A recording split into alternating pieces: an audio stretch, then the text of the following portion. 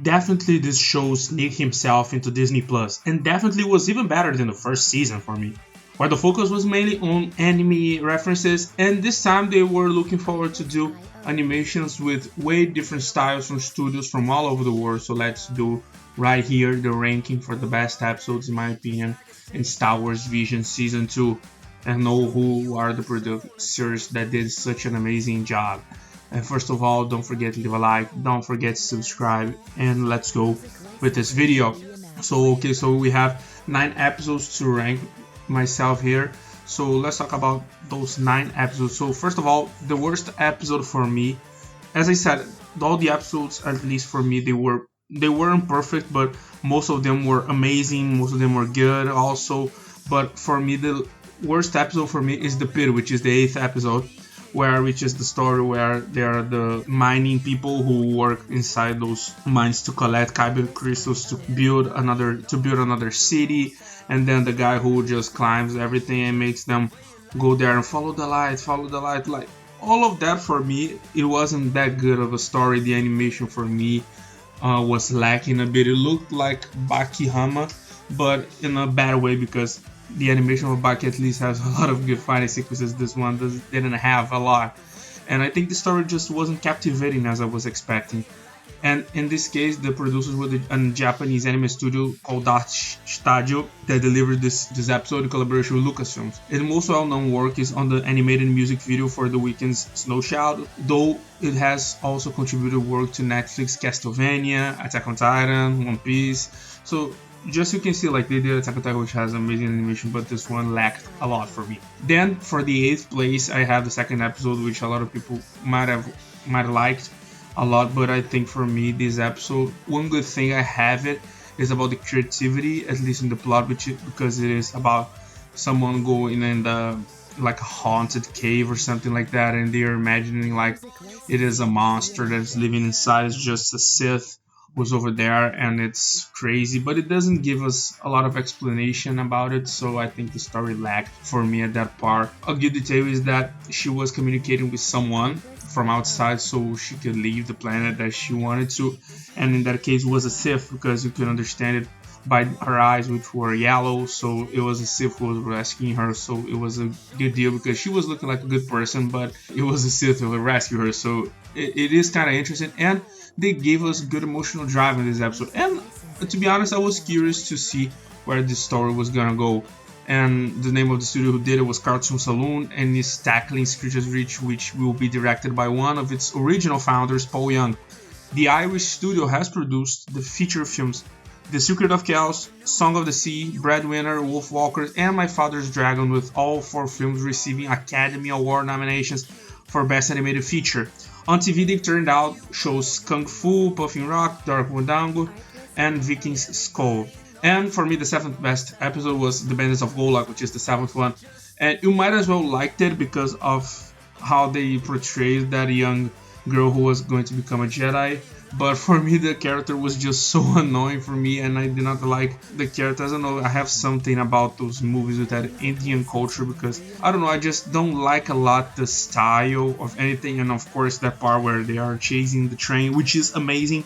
But at the same time, we had those raiders who looked like the Tusken Raiders from Tatooine, which were mainly having those animals they were climbing, and they were just as fast as speeders. Like, they were because you have a problem if they jump wrong or they get shot or anything. You're so fast that if you fall, you're gonna die. So for me, it was a crazy solution. But the Inquisitor part where they're fighting against that old lady with the cane who has the double lightsaber was fantastic. The fighting sequences are great, and the name of the studio who did it was 8080 Pictures, is an Indian animation studio, as I said, boasting staff that has worked in DreamWorks hits like Shrek, Kung Fu Panda, Madagascar, and How to Train Your Dragon. It has also worked on Netflix Troll Hunters, Fast and Furious Spy Racers, Samurai Rabbit, and then for me, the 6th place goes to All Song, which is the last episode that we see from Star Wars Vision Season 2. And for me, this animation was one of the prettiest ones, basically because they do a lot of mixed techniques where you have the characters that look like dolls, and they have those textures that you see, but the atmosphere also, where it looks like a Disney or a Pixar animation. So for me, this kind of mixed animation, it works so well, and it works a lot with this kind of work. I think the story was good, and they led the story pretty well. With, for example, the girl using her voice to manipulate kyber crystals and just see her power through the force being translated with her voice. I never seen any of that. I don't know if it's canonic or something, but I think for me it was nice, and it would be interesting to see more of that, but not as much as other episodes. And in this case, it was a South African studio called Triggerfish, which is based in Cape Town in South Africa and Galway, Ireland. Its work includes feature films Adventure in Zambezia, Komba, and SEAL Team, along with Disney Plus shows Kizabimobi, Kia, and the Kimoja Heroes, and Netflix Mamax K-Team. It's known for raising the profile of African animation, picking up on MIFA Animation Industry Award for the pioneering role that the company has played in animation in South Africa and Africa. I think they did a great job. The Spy Dancer for me, which takes the 5th place, which is the 6th episode, I wasn't into it in the first minutes, but I'm not gonna lie, it caught me pretty good in the end because the animation wasn't the highest point, but the action sequences actually surprised me, mainly because of she using those robes to kill and to defeat all of those guys. Like it's not very on point like she is a Jedi or something, but she has crazy skills. And you know, you have this plot of she was captured and her son was taken from her, and in the future her son actually takes place from the ruler of those stormtroopers, like a general inside the Empire, and you see his horns being, you know, cut off, and he's using a thing in his eyes so he doesn't see the coloration difference that they have. So they are hiding his own race, and you see that the Empire itself doesn't have a lot of aliens inside their troops. They made me want to see more because I think the story compelled me a lot, and I think it could develop well. And the name of the studio La Cachette is from Paris and is best known for its work on Love, Death and Robots, Season 1 short Sucker of Souls, about a vampire battling mercenaries armed with cats. I love that episode. And another notable works include Genndy Tartakovsky's excellent Primal and its own work, The Trip of the Aquarium of the Moon, Guardian of the Moon, Kairos, Mui. For me, the 4th best episode was the 4th episode, which was I Am Your Mother, which for me gets extra points for not having Jedis, because Jesus Christ, I think they focused a lot of those episodes in kyber crystals and Jedis, which I love, but I think it was lacking some other stories. And in this case, it was amazing because of the connection that he has with her mother, because she was, you know, lacking confidence for having her as a mother because she was so different from everyone else, and because she was different from everyone and she was doing this kind of things and made her embarrassed. For me, having of course also a lot of references throughout the episode, which is, for example, it's kind of obvious, this one, which is at Wedge Antilles, which is the famous pilot for the Rebellion, and for example the main character is called Annie, which you can say it is a reference to Anakin, and one of the ships, for example, that were piloted again was from Jedi Survivor, you know, from Cal Kestis ship. And you have the R2D2 dog, which of course makes more of a reference to Anakin as well. And they have a good stop motion lookalike. And I was already imagining who was the producers from this episode because it was so amazing and I like this kind of production. And I was surprised to see that it was a British studio, Aardman, and it's definitely best known for the lineup and is making the comedic looking stop motion short, and is beloved. The studio is beloved for Wallace and Gromit and Shaun the Sheep movies, and has a very distinctive style that's making the leap to Star Wars.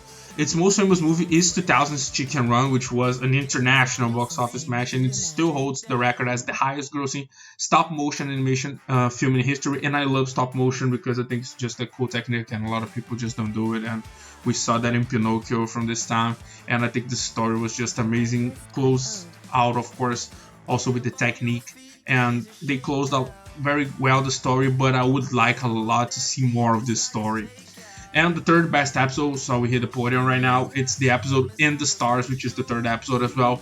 And we have this awesome 3D animation and very good story, mainly focused on the spiritual lore that this people has with the, you know, with that place. And of course it's not communicating like if they are Jedis or if they are sensitive to the Force, which is kind of what's happening. And we saw that the Empire doesn't take good people who are sensitive to the Force. There are opportunities to just vanquish them from everywhere. And that planet, for example, they were the only 2 survivors, and we saw, for example, amazing animation. And I think the story caught me off guard because of the relationship that they have. The mother was a very heavy episode, and the animation was amazing, and looked also a lot like the style that they had in the 4th episode, so I liked that a lot.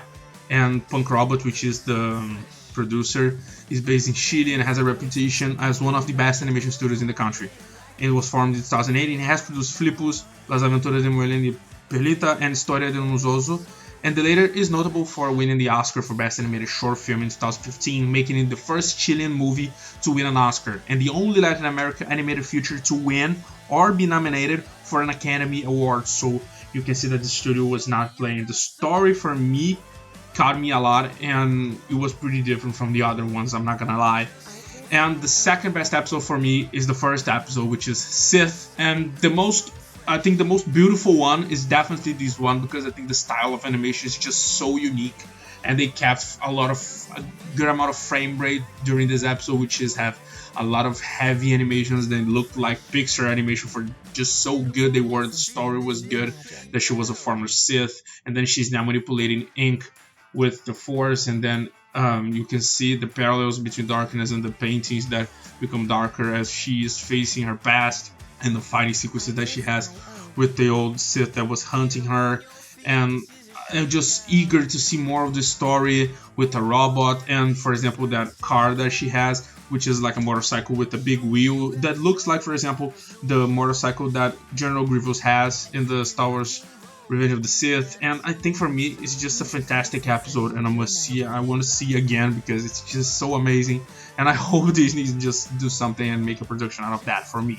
And El Guri, which is the producer, is based out of Madrid and would tackle the first episode, and the creative force behind the studio is Pixar veteran Rodrigo Blas, so you can see the inspirations that they have, who worked on monster hits like Finding Nemo, Incredibles, Cars, Ratatouille, so you can see how good they were. And though Blas has maintained links with Pixar, he has founded his own studio, which turned heads with the 2009 short Alma. More recently, El Guri has teamed up with Guillermo del Toro to work on Troll Hunters for Netflix. And the best episode, I'm not gonna say by far is the best episode, but it is for me the best episode for numbers of reasons, and which is the Journey of the Dark Head, which is the 5th episode.